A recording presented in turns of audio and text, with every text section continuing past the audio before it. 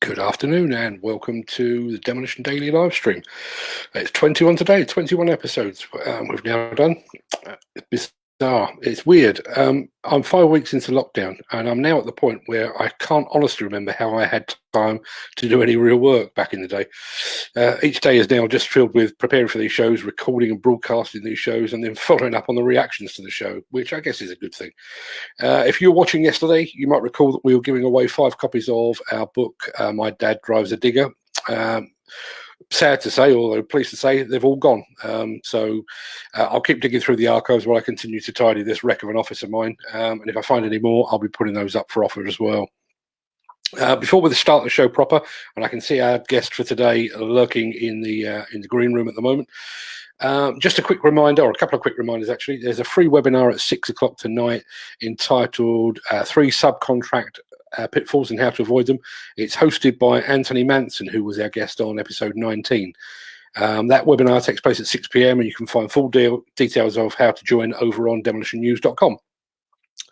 And if that experience of the Zoom platform doesn't make you want to pull your own head off, then please join the Demolition Social Club, Take 2, which takes place at 7 p.m. this evening. As I say, you can find details of both of those over on demolitionnews.com. Now, it's a message that will be familiar to anyone here in the UK. Stay home, save lives, protect the NHS. It's a message that's appeared on our TV screens each and every day since the COVID crisis began. It's in the newspapers and it's repeated on the radio.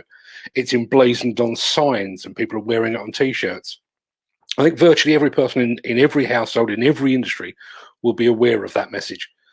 And yet construction and demolition sites still remain open. In fact, some of those that were initially closed to adhere to the advice from Public Health England have since reopened. You might recall that this is an issue that we touched upon in our episode number 12, which you can still see on YouTube if you're that way inclined. As our guest today puts it, construction workers are still exposing themselves and their communities to the virus and possible death for the sake of luxury flats and retail developments, effectively coerced into working or simply not being paid. Our guest today is Steve Toombs, Professor of Criminology at the Open University. He's published extensively on matters of health and safety at work, law, and various aspects of corporate crime. Good afternoon, Steve. Hi, Mark. Good afternoon. Thanks for having me. Hey, no problem at all. I can see you've got the obligatory backdrop there of lots of books, although I guess yours are probably real books. I've really read these books. They're not wallpaper. Yeah. Let's kick straight in, because I'm sure you've got better things to do than to be chatting to me all afternoon. There is a complete lack of scientific evidence that seems to support it, and yet we have these site operating procedures, Mark III, in circulation from the Construction Leadership Council. What do you make of that? Yeah, look, I mean, at some point I was going to read a bit of those out, so forgive me if I do that now. You'll know them, and many of your listeners and viewers will, but I just want to repeat them because they take some listening to and some believing. So there have been 3 versions of this guidance issued by the Construction Leadership Council since the 23rd of March, when Boris Johnson shut down most, or in fact all non-essential workplaces, but made some exceptions, including construction, which is why we're here today. And the third, and of course, you know, they can't quite get these notes right because they don't really make sense, right? Because social distancing on a building site doesn't really make sense, as most people will recognise. So the third version of these came out last week, I think the 14th, so that's 8 days ago. And it says, among other things, that where social distancing measures, that's 2 metres apart, as we know, where social distancing measures can't be applied, then workers should, I'm quoting, work side by side, all facing away from each other rather than face to face, and then they should keep this to 15 minutes or less where possible, right? Now, I've been an academic most of my life. In fact, I started life as a butcher, and then I ended up on various building sites, both in the southeast of England and in Germany, in Dusseldorf. And I wasn't a very good butcher, and I wasn't a very good labourer, so I became an academic. Many people will chime in now and say he's not a very good academic, but I do know from my limited experience of being on sites that kind of stricture, you know, don't breathe in each other's faces and don't do it for longer than 15 minutes. It would be laughable if it wasn't so deadly. It would be laughable if it wasn't deadly. There's no scientific evidence at all that I can see for that advice. It's simply pragmatism. It's simply another attempt to justify ways of keeping sites open in my view. So, I mean, you asked me about the scientific evidence for what could be potentially protective measures if people had PPE, if people could travel to work safely, if people had good washing facilities, if people had good canteen and changing facilities. Maybe some of these measures would work, but they don't belong in the real world. And I'll just, if I may, just before I finish, I'm sorry. Oh, you feel free. I mean, of course, I've spent much of my career studying, researching, writing about, and teaching about, and working with those who campaign around health and safety at work. And that's what kind of my principal concern: the health and safety of workers on site, in workplaces, and so on and so forth, offices, factories, all of that. So this is an issue about worker safety, but as much as that, because bearing in mind the slogan you began the show with, "Stay home, save lives, protect the NHS." If you take that seriously, then allowing building sites to stay open, or non-essential sites, because we can talk about sites that might stay open, right? But allowing non-essential sites to stay open is a danger to public health, because those workers don't just suddenly get transported from their homes to the site, right? They go out, they sit on the bus. 20 Transport for London bus drivers have died of the virus, or at least that's as many as we know, right? They get on the bus, they get on the tube. We've all seen those awful pictures of overcrowded tubes when we're supposed to be staying home and not spreading the virus. They might pick up a newspaper or a packet of cigarettes or a sandwich or a cup of coffee on the way in.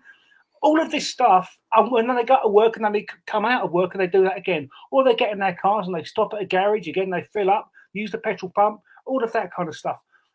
I'm not blaming workers for this, because this is the situation they're in. All of that is not endangering their safety. It's endangering the safety of their communities. It's endangering the safety of those people who live and work around sites. And of course, it's endangering the safety of those families when they go home and shut the door at the end of a working day. So it's a matter of worker health and safety, but it's also a matter of public health and safety. And it's for both of those reasons that I find this situation actually unconscionable. One of the things that struck me about this is, and I've never actually checked the actual figures, but it struck me that Boris Johnson basically shut down all non-essential work, and literally within what seemed like a few hours, construction had been given this weird exemption, which,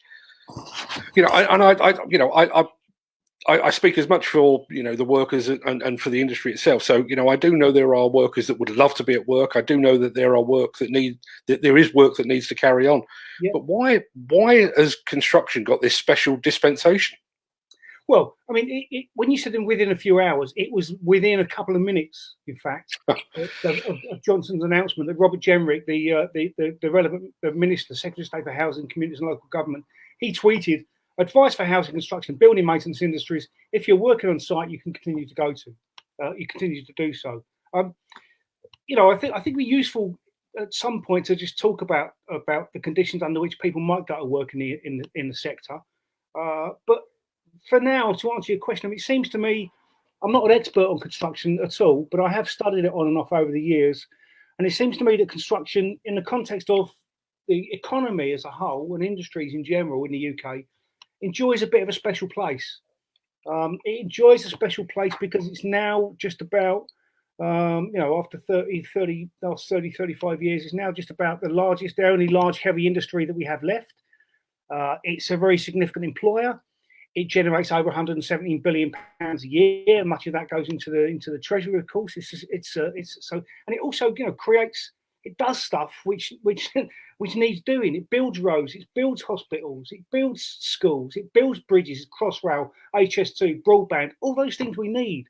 The infrastructure that we rely upon, to live a life, to be a modern economy. So construction has a very crucial place within economies in general, but has a very crucial place in the British economy, which frankly now doesn't really make very much at all. It's effectively a service economy. But construction still is a heavy industry, so it does because of that. Just because of that sheer fact, its kind of size and its centrality, construction does, and in fact always has, in my view, enjoyed a kind of just a sort of a level of muscle or clout which doesn't accrue to other industries. That level of employment, though, I mean, that to a large degree that cuts both ways. I think you're right in the fact that it is such a significant part of the national economy. Yep. That maybe it gets a special dispensation, but if it's employing best part of 2 million people, or possibly even more than that, yep. Though that's a a big lump of population that should probably be tucked up at home at the moment, because that's a sizable number of people that are potentially spreading a virus, isn't it? I agree. 2.4 million people is the latest figures. That was the House of Commons in the last year. Look, I couldn't agree more, Mark. But sad to say, I mean, I've been doing this stuff for 35 years, not just about construction, as I said, not at all, really, particularly about industries in general. Where there are matters of profits or economic considerations over worker health and safety, and in general, profits and the kind of health of the economy tend to come first over worker health and safety. Now, what I would say is, in a sense, the situation we're living through now is I mean, people say it's unprecedented in a whole series of ways, and of course it is. But it's unprecedented in the sense that you have a government who put an enormous amount of resources into protecting people's lives. And actually, the economy, for the first time in my lifetime, has really been halted to protect people's lives, not just workers, but the general public, all of us. And in a sense, that makes this allowing construction companies to continue to engage in non-essential work even harder to stomach, really, because this is the one period in my time where I've seen even conservative politicians say, look, for the sake of people's health, we stop making profits, we stop worrying about tax revenues, we fund people to stay at home. That's exceptional and it's laudable. But it makes it even more galling that there are workers who are having to go out to work on construction sites, not because they want to, and maybe even they do want to. I would say if a worker wants to go out and travel on the tube to do something non-essential on a building site, I would say they shouldn't have the right to do that at this moment, because there are young people in the park half a mile down the road from where I live who are not allowed to congregate, they're not allowed to go out. People aren't allowed to go to their workplaces. I can't go to my workplace, right? My university is shut. You might say no one would miss me.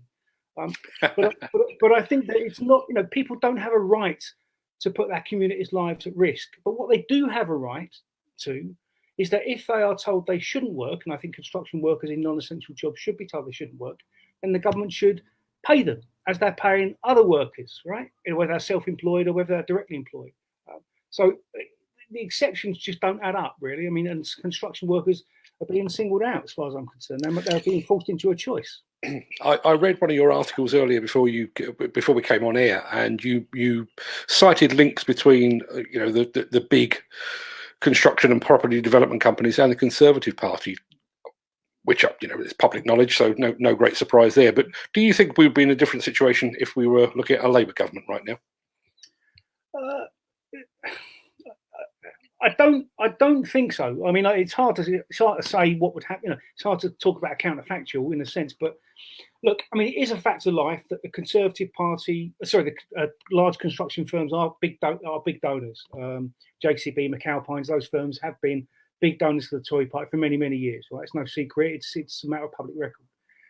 They're not big donors to the Labour Party. The Labour Party doesn't really get a lot of big donors from the corporate sector. That's also a matter of public record. But it does get donors from individuals and trade unions. And some people might say that's a problem as well. And I'd be happy to have that discussion with them. So the fact that the construction companies do feed into the Tory Party and presumably then do have access to senior echelons of that party, one would imagine that would be the case, right?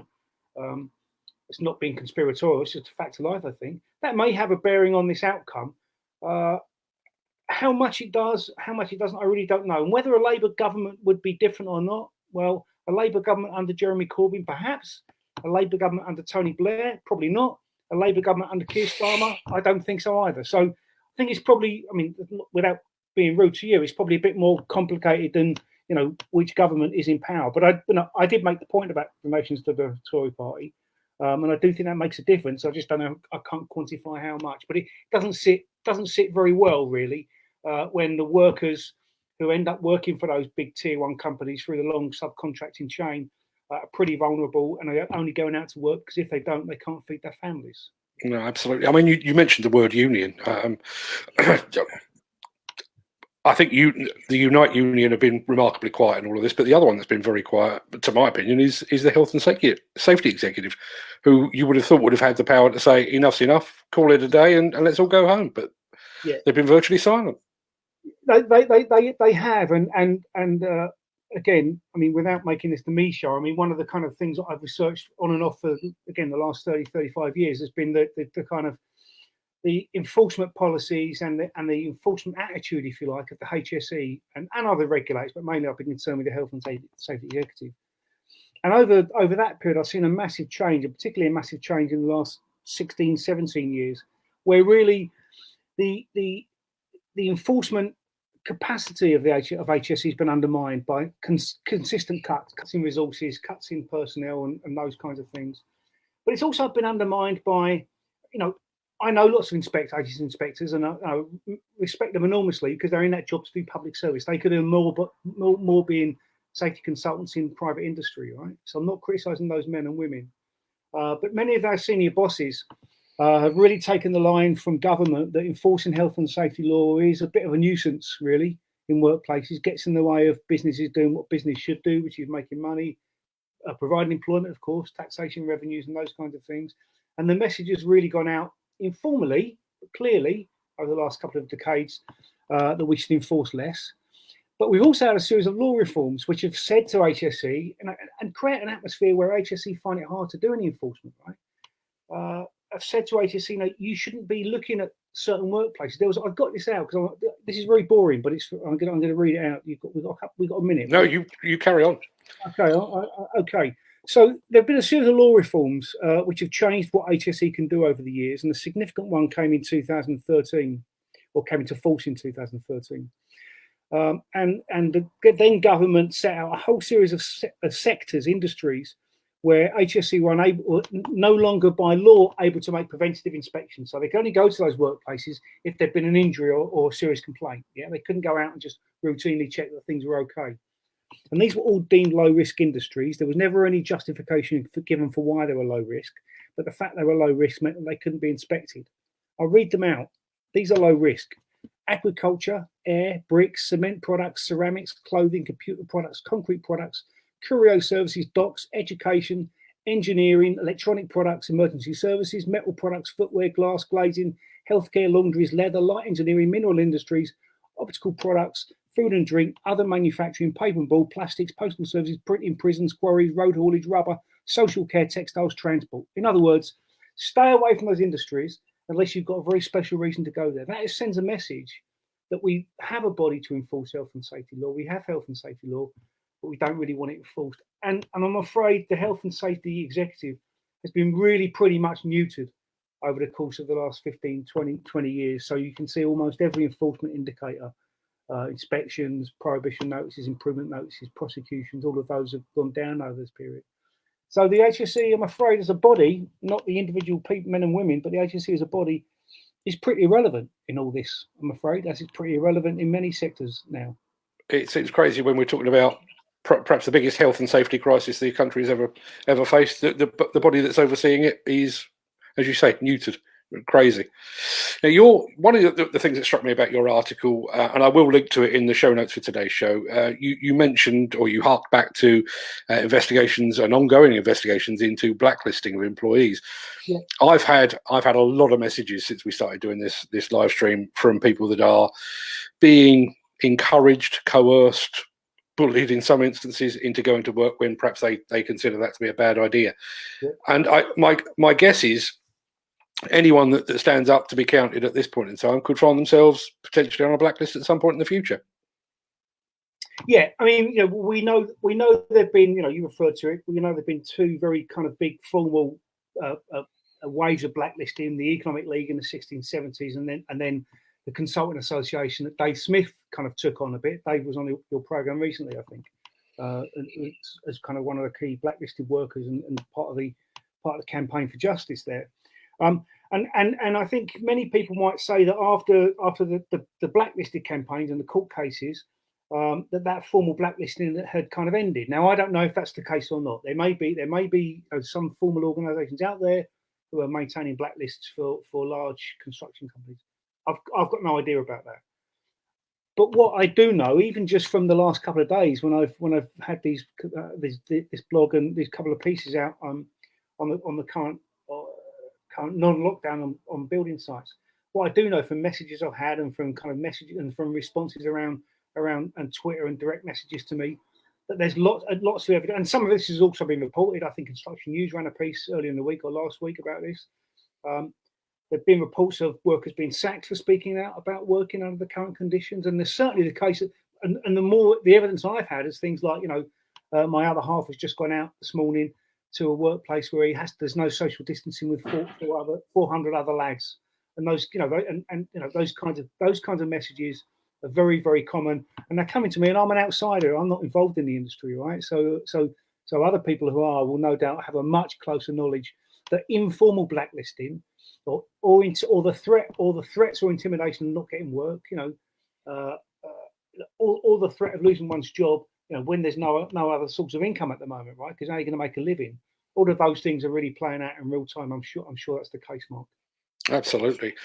There were two phrases that you used in this article, which again I will refer to.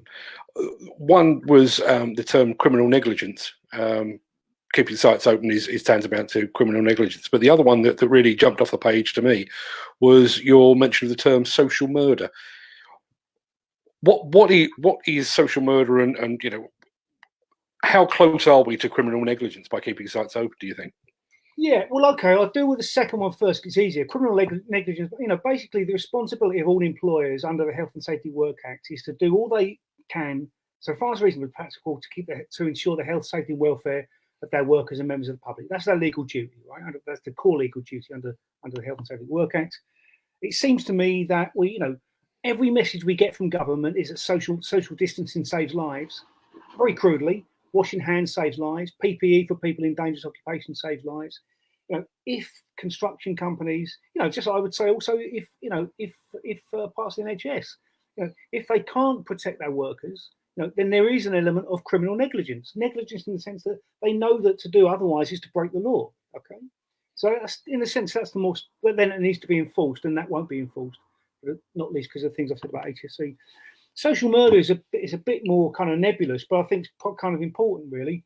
So I was looking at the idea. Social murder goes back 150 years. It's not my idea. I nicked it off somebody who died in the 1800s. But it's the idea that social arrangements or ways of doing things or the ways institutions work together can combine to cut short people's lives in a way that's inevitable, but also a way that is unnecessary. Could be stopped if those arrangements were changed. So I was looking at this in terms of the ways in which food safety laws were or were not enforced in this country, in the way in which health and safety law weren't enforced, and also looking at deaths associated with air pollution. So the government, for example, in the UK government has this lovely phrase. It says about 40 to 50,000 deaths every year in the UK are, quote, brought forward by exposure to air pollution. In other words, people's lives are cut short, and they wouldn't need to be cut short if social arrangements were changed in order to prevent the conditions which cut those lives short. Hence the term social murder. That's kind of where it came from years back. And I also then kind of thought about social murder. I did some work around the atrocity at Grenfell Tower.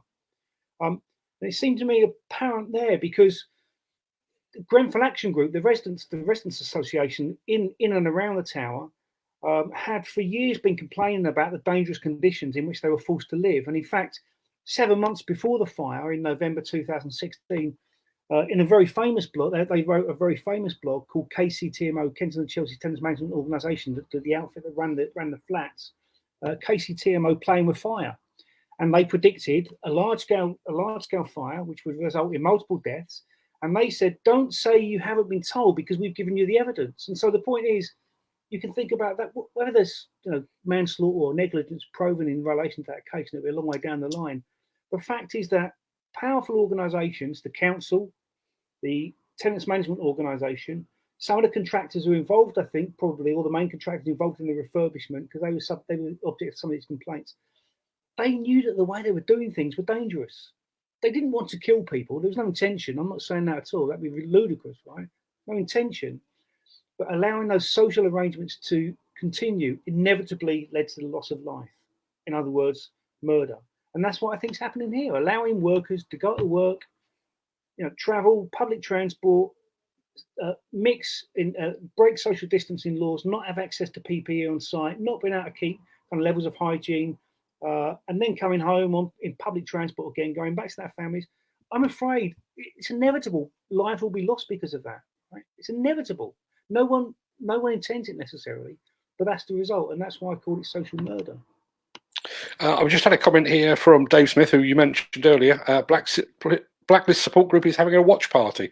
Timeline is full of workers saying the Blacklist in construction is alive and well. Well, that says it all, doesn't it? Yeah. Yesterday's show, and I'm certainly you didn't watch it, but I will tell you this. We were speaking to an insurance expert, and I asked the question about whether we were likely to see lawsuits in the aftermath of all that's going on now, with people, having identified potentially a COVID black spot on a large construction site where they can trace it all back to a key source. The insurance guy said that was unlikely to be the case, but I've since had lots of emails coming through saying, that is more likely to be the case, given the fact that we do have sort of no win, no fee, ambulance chasey type solicitors in operation in the UK now. Yeah. When you start talking about criminal negligence and social murder and that kind of thing, you'd have to think that is a potential, isn't it? Yeah, no, it is a potential, but I'm all for trying these things, and I deal with the law, so I'm all for using the law where we can. I think workers and campaign organisations should do that. That's what it's there for. But the bar is really high. I mean, I was working with a group of residents years ago I live in just outside Liverpool, but in the north of Liverpool, who were outside a factory, and effectively they were being poisoned over long periods of time, and to the point where the campaign against Sonai, the name of the company, was successful, and the factory was shut down, and it was clear that people's health conditions had been made worse because there was nothing else there, right? It was just Sonai. And the case failed, and it just fails upon linking specific deaths to specific exposures. So having a black spot generally, look, I wish these people well, of course I do, but generally isn't enough, because the law doesn't work often in these common sense, intuitive ways, unfortunately. It is a tough one. I certainly agree with that. Look, Steve, you've been a real giving us some real insight there. I do appreciate you taking the time today, completely out of the blue. I will link to your various articles on the notes for today's show, but in the meantime, I'm going to let you get back to the day job, assuming you can do the day job. Very much. Look, thanks a lot for your time. I really appreciate it. Cheers, mate. All the best, Steve. Take care, mate. Bye now. Cheers, bye. Well, judging by the number of people that have been watching that, I think we've struck a chord, hit a nerve. Call that what you will. There's not really much more I can add to that. Those aren't my views. Those are Steve's views, and I'm more than happy to hear them. And I do think he makes some very strong arguments in certain areas there. I will, when we put this up onto YouTube, I will link back to Steve. Steve's got a couple of articles on this very subject that make for very interesting and insightful reading, so I will link to those. Given the tone of that, it seems bizarre to then move on to something a little more social, but just a very quick reminder, 7 o'clock tonight, we've got the Demolition Social Club Take 2 taking place on Zoom. Head on over to demolitionnews.com. You'll find the details there. If you can join us, I'm going to be honest, we've tried it once, and the platform that we did it on was sketchy to say the least, but we are going to give it another go. I've since done a couple of more Zoom platform interviews and discussions, and they've worked better. So I'm going to get on early and try and make sure that things go a bit more smoothly this time, not that it's in my control. So if you can join us 7 o'clock tonight, we'd love to see you there. Possibly today's show will give us a bit of food for thought and a point of discussion or two. So all that leaves, and I think this really does hark back to what Steve just said. All this harks back to what we've been saying on every episode of this. Stay safe, look after yourselves, look after your friends, your family and your colleagues. And we will see you, if you can make it, at 7 o'clock tonight for the Demolition Social Club. If you can't, we'll be back here at 3 o'clock tomorrow, as usual. We've got a guest in mind. We haven't actually got them confirmed yet, but hopefully, and fingers crossed, we'll have somebody else to make you sit up and take notice. Thanks for watching. Thanks for all your comments. Thanks for being here in general. And I'll see you again tomorrow. All the best. Bye.